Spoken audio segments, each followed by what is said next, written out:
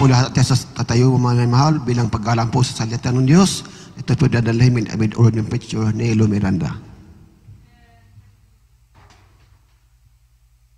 Amen. Praise the Lord. God bless you both and beloved Brother Jess. Purihin po ang ating mahal na Panginoon. Tayo po lahat ay magdumalangin sa mahal na Panginoon. Praise the Lord. Let us pray po. Praise you, Heavenly Father, in the name of Jesus, Lord, to the leading prayer for our dearly beloved Honorable Pastor Wilde Estrada Almeida. Once again, we give all the glory, honor, the praise. All glory, honor, praise, and worship belongs to you, O God. Hallelujah. Thank you so much for your greatness, for your goodness, for your loving kindness. Thank you so much for your sweet holy presence. Thank you so much for the living testimony we heard, proving that you are great God.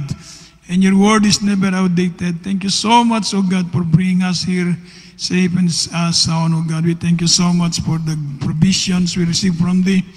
Lord, once again, we ask you to please forgive our shortcomings, our weaknesses, our sins, our transgression, and cleanse us, O God, from all unrighteousness, and make us precious in thy sight. And we ask you, Lord, to help me to bring forth thy message, anoint thy word, O God. Remove all hindrance and bind the power of darkness. Hindrance cast out. In Jesus' name we pray.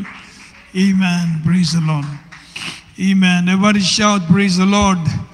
Tayo po'y makabalik sa ating mga upuan, mga minamahal. Natigit sa lahat po, ang pinakamataas na papuri, pasasalamat, paglulahati, pagdidikila, pagsamba, ay tanging sa ating napakabait na Diyos, ang ating pinakamamahal na Panginoong Jesucristo. Amen. At tayo pinagbibigay ng dobleng paggalang sa ating minamahal at ginagalang ni Evangelista Wilde Estrada Almeida, ang end-time prophet of our loving God. At patuloy po natin inaalala mga gintong aral, turo ng ating minamahal ginagalang na stand pastor Lina C. Almeida, beloved Mama Dear, at gayon din po sa buong sambahayan ng ating beloved pastor, at sa inyong lahat dito sa dako ng Perth, Australia, sa lahat ng ating webcast viewers, magandang hapon sa lahat. Purihin ang Panginoon. Amen. So tayo po mag-aral ng salita ng Diyos. Amen. Sa oras na ito, mga minamahal, ating tatalakayin sa ating pamagatang A Man After God's Own Heart. A Man After God's Own Heart. Ang tinutukoy ng banal na kasulatan na taong after God's own heart, ito po ang magbibigay sa atin ng mga bagay na dapat nating maunawaan upang tayo rin po mga kapatid ay kaluguran ng ating mahal na Panginoon. Amen. Sa aklat po ng unang Samuel chapter 13, verse 13 up to 14. Kindly, Tagalog na lang po. Unang Samuel. Sa unang Samuel, 13, versikulo 13 hanggang sa 14. Praise the Lord. At sinasabi ni Samuel kay Saul, gumawa ka ng lahat ng kamangmangan. Hindi mo ginanap ang utos ng Panginoon mong Diyos na iniutos niya sa iyo, sapagkat itinatag sana ng Panginoon ang kanyang kaharian sa Israel na magpakailanman. Ngunit ngayon ay hindi matutuloy ang inyong kaharian. Ang Panginoon humanap para sa kaharian ng isang lalaki ayon sa kanyang sariling puso, at inihalal ng Panginoon siya na magiging prinsipe ng kanyang bayan, sapagkat hindi mo ginanap ang inutos ng Panginoon sa iyo. Amen. Everybody shout, praise the Lord. So mga minamahal, ito po ang nangyari ng panahon ni King Saul. Si King Saul, mga minamahal, siya ay hari ng Israel. Subalit nang dahil hindi siya sumunod sa kalooban ng Diyos, pinalitan siya. Everybody say amen. Pinalitan siya mga minamahal, at ang inihalal ng Diyos na maging kapalit ni Haring Saul, si King David o si David. Amen. Si David nung araw na yun, siya po ay pinakabata sa mga kapatid niya, pinakamaliit. Nang dumating ang propeta ng Diyos, hinanap yung mga anak ni Jesse. So mga minamahal, nung ipresenta ni Jesse ang kanyang mga anak, mga malalaking, matitipuno, makikisig. Subalit sabi nga ng propeta, siguro ito na. Sabi ng malapay na hindi. Amen. Sapagat ang Diyos ay hindi tumitingin sa lapan-labas na kaanyuan, in leadership ba? Amen.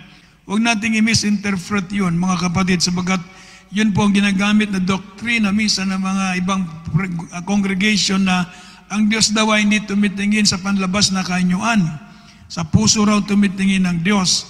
Sa leadership, mga kapatid, ang Diyos ay hindi tumitingin sa panlabas na kaanyuan. kundi sa puso. Amen.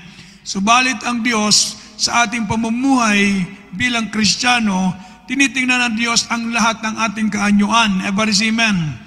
Hindi natin pwedeng sabihin na ang Diyos ay tumitingin sa puso. Kasi minsan sabihin na, ang Diyos tumitingin sa puso, hindi sa panlabas na kaanyuan. Hindi naman po literal, hindi naman po mga kapatid sa leadership yon. Everybody, amen. Sa leadership, ang ibig sabihin ng sa leadership, kung ang taong ito ay susunod ba sa kalooban ng Diyos. So pinili ng Diyos si Haring David para maging kapalit ni Haring Saul, para manguna sa mga bansa-bansang Israel. Everybody, amen. So maliwanag po mga kapatid, amen. So wag nating sabihin na ang Diyos ay hindi tumitingin sa panlabas na kanyuan na kahit tayo po ay walang kabanalan, okay lang dahil ang Diyos hindi tumitingin sa panlabas na kanyuan. Mali pong interpretasyon yun. Everybody, amen. Ang itinutukoy doon ng mahal na Panginoon sa leadership, by leadership. Titingnan ng Diyos yung puso ng tao kung siya ba'y susunod sa kalooban ng mahal na Panginoon. Dahil ang pinag-uusapan doon, yung magiging leader ng bansang Israel. Everybody, amen. So, ating pong topic, a man after God's own heart. Sabi po ng banal na kasulatan, mga minamahal, nakita ng Diyos, mga kapatid, si David na anak ni Jesse. Sabi niya, a man after my own heart will do all my will. Sa Tagalog pa, mga minamahal, ang puso niya ay sumasang-ayon sa kalooban, gagawin ang kalooban ng Diyos. Everybody, amen. So mga minamahal, ito po ay may malaking kaugnayan sa ating paglilingkod sa mahal na Panginoon. Praise the Lord. Amen. Na tayo po mga minamahal ay gagawa sa kalooban ng Diyos. Bakit po mga kapatid si David tinatawag siyang a man after God's own heart? Bakit po mga minamahal? Buksan natin ating banal na kasulatan. Unang Samuel, Psalm chapter 119 verse 97. Sige po. Dito po sa mga awit, Kapitulo 119, Versikulo 97. O gaanong iniibig ko ang iyong kautusan, siya kong gunita buong araw. Amen. Everybody shout, praise the Lord. Bakit po mga minamahal tinatawag si David na after God's own heart? Bakit po? Una, David loved the Word of God. Everybody, amen. David loved the Word of God. Sabi ng ating nabasa mga minamahal sa English, no? Sa ating pakilagay lang po. Sabi po mga minamahal sa ating nabasa, mga minamahal sa Psalm chapter 119 verse 97. Sabi niya, oh I love, oh how love I thy law. It is my meditation all the day. Everybody say amen. Iniibig ko ang iyong salita, ang iyong kautusan. Ito'y aking pinagbulay-bulay sa buong maghapon, sa buong araw. Everybody say amen. So he loved the Word of God. Tinawag siyang after God's own heart. Una, iniibig niya ang salita ng Diyos. Iniibig niya ang kautusan ng ating mahal na Panginoon. Everybody say amen. Bakit inibig niya ang kautusan ng mahal na Panginoon, mga minamahal? Sapagkat ang salita ng Diyos ang nag-protect sa Kanya. Everybody say, sa kasalanan. Everybody say, amen. So it protects him from sin. Ang salita ng Diyos ang mag-iingat sa atin upang huwag tayong magkasala. Everybody say, amen. So kung iniibig natin ang kautusan ng Diyos, ang salita ng Diyos, ang salita ng Diyos ang mag-iingat sa atin upang huwag tayong magkasala. Sabi po ng Psalm 119 verse 11, pakidagdag na lang po. Sige po, Psalm 119 verse 11. Ito po sa awit, Kapitulo 119, versikulo 111. 11 lang po. Versikulo 11. Kanilang kinubkob ako sa palibot. Psalm 119 verse 11. Verse 11. Ang salita mo'y aking iningatan sa aking puso upang huwag ako magkasala laban sa iyo. Amen. Amen. Everybody say, praise the Lord. Ano bang sabi ng banal na kasulatan? Thy word, I will hide it into my heart. Amen. That I will not sin against you.